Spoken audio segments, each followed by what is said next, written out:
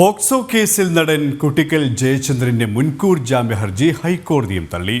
Kozhikode Kasaba police register ചെയ്ത കേസിലാണ് നടൻ മുൻകൂർ ജാമ്യത്തിനായി ഹൈക്കോടതിയെ സമീപിച്ചത്. 4 വയസ്സുകാരിയെ ലൈംഗികമായി പീഡിപ്പിച്ചുവെന്നാണ് കേസ്.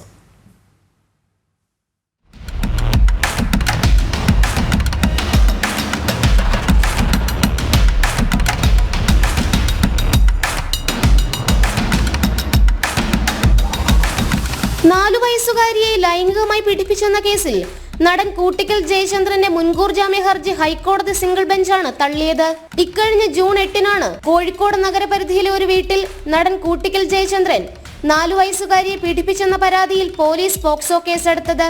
മുൻകൂർ ജാമ്യാപേക്ഷ നേരത്തെ കീഴ്ക്കോടതിയും തള്ളിയിരുന്നു.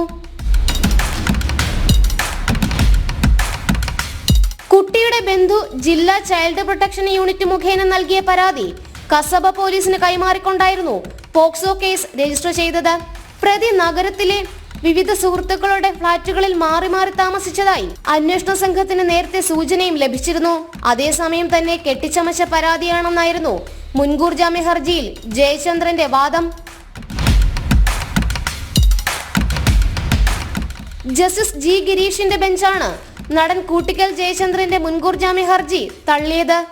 ജനം, കൊച്ചി.